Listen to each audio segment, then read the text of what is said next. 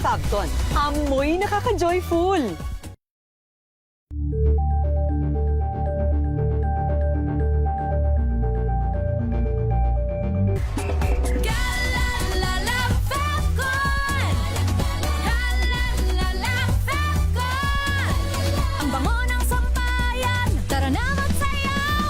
Sabton, amoy nakaka-joyful.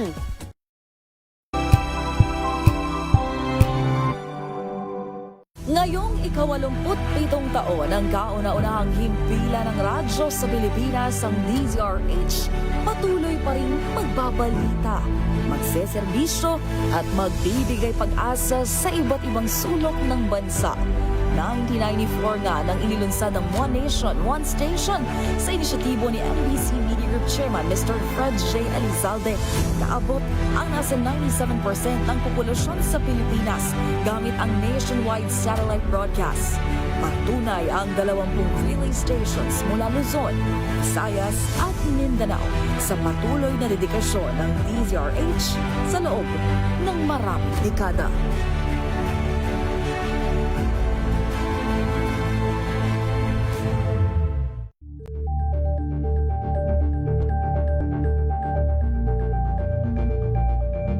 Maagang balitaan, maagang usapan sa mga issue at balita. Kasama si Kuya Angelo Palmones sa Magandang Umaga Pilipinas. Mula Lunes hanggang Biyernes. Luzon, Visayas at Mindanao. Isang oras na balita at talakayan ngayong araw hunang At ito linggo. ang programang Maynila, ito ang Pilipinas. Samahan po ninyo hanggang alas 9 ng umaga sa Isyong Pambayan. Desaldrico Ako Ford. naman si Edniel Parroso. Maraming salamat and of course sa mga sumama sa atin. Luzon, Visayas at Mindanao, programang Ang Galing Mo Daw. Isang kwento, iba't ibang anggulo. Muli ako po, si Arnie. Kasabay ng mga hamon at pagbabago sa paglipas ng panahon, nananatiling tapat ang DZRH sa paghahatid ng serbisyo sa publiko. Mas pinalawak ang pagpapaabot ng balita at impormasyon, hindi lang sa radyo, kasama na rin ang telebisyon, live streaming at social media para ihatid ang mga kwentong makabuluhan at napapanahon saan ka man naroroon. Mula noon hanggang ngayon, mananatiling kaagapay mo ang DZRH, naninindigan sa paghatid ng katotohanan at sa paglaban sa patuloy na pagkalat ng disinformasyon at sa pagyakap sa makabagong teknolohiya at sa patuloy na pagsulat ng kasaysayan, mananatiling kasama mo ang DZRH saan ka man sa mundo.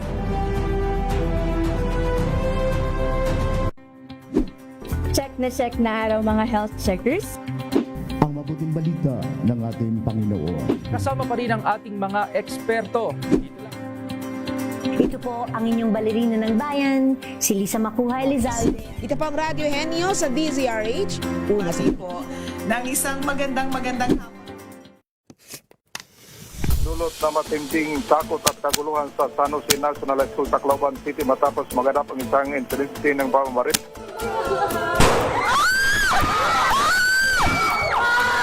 Umabot na sa 4, tatlo yung mga balagita at isang binatang konfirmadong nasawi.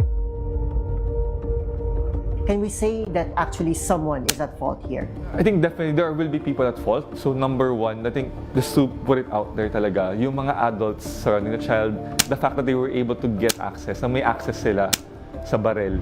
Eh yung bata na yan, nakamatay yan eh! Nakamatay yan! Nakamatay yan ang tao! So ano? Ibababahay pag-asa lang yun?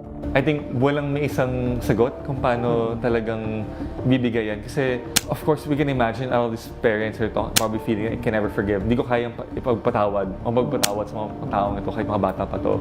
And karapatan nila maramdaman yun. Instead, mas palakasin, mas palalimin pa ang ating mental health services, ang ating community mental health services, ang ating family development services.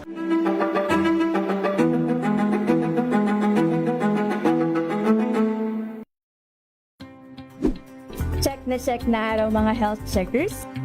Pilipinas, Metro and Mega Manila, it's a midweek Wednesday. Malusog na gabi po, Luzon, Visayas, Mindanao. Magandang evening Luzon, Visayas at Kayong salamat sa inyong pagpaminaw, pagtanaw.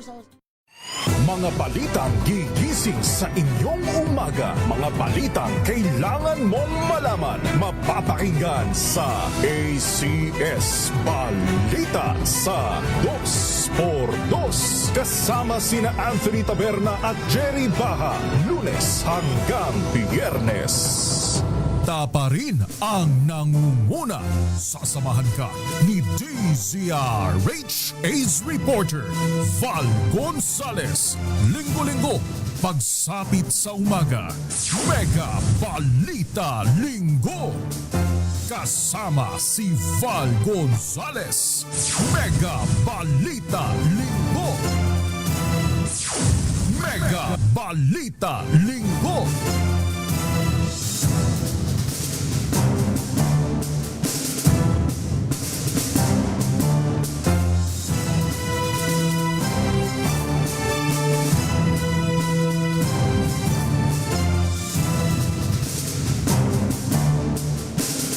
Ay!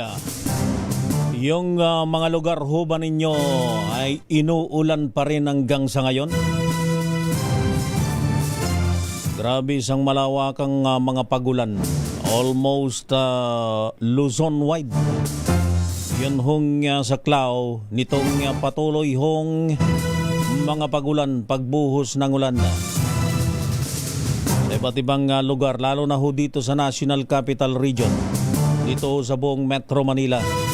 Marami ho yung mga nangambaho kagabi.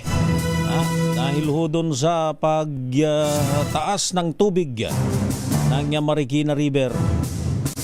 At maging yung iba pang mga, siyempre, pag tumaso yung tubig ho dyan sa Marikina River, ibig sabihin, umaapaw at puno na rin ng mga tubig yan. Doon ho sa iba't ibang mga ilog yan. Iba't ibang mga creek dyan sa Tulyahan River.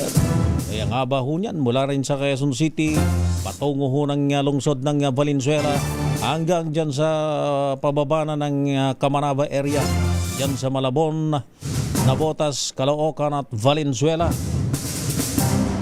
Ganon ho katindi, Talagang yun hong problema ho natin sa flood control ay talaga hong kaakibat na ng ating buhay dito sa National Capital Region. Ayan, oy di sige. Kayong mga tinamaan na mga magagaling na gumawa ng proyekto, meron na naman kayong magiging dahilan para manghingi ng pondo para sa proyekto. Masdan ninyo yung hirap ng ating mga kababayan. Hindi naman ho kasi nararanasan yan nung nung mga sangkot dyan sa flood control anomaly na yan. Hindi naman nararanasan ng mga yan. Napapanood lang ng TV. Hindi naman ho ninyo nararamdaman. Yun hong negatibong epekto nito doon sa ating mga kababayan sa kabuhayan, sa kanilang buhay, sa kanilang ari-arian. Huwag nyo na hong gawing dahilan yung mga mahihirap nating mga kababayan na siya hong bumabalikat, siyang nakakaranas dun sa negatibong epekto ng mga proyektong dapat sanay para sa taong bayan, pero hindi ho nangyayari dahil sa huwag na nating ikwento pa ng detalyado kung anong ginawa ho nila dun sa supposed to be mga flood control projects. Ayan, sige. Doon ho namin kayo maaalala. Doon ho namin kayo maaalala na winaldas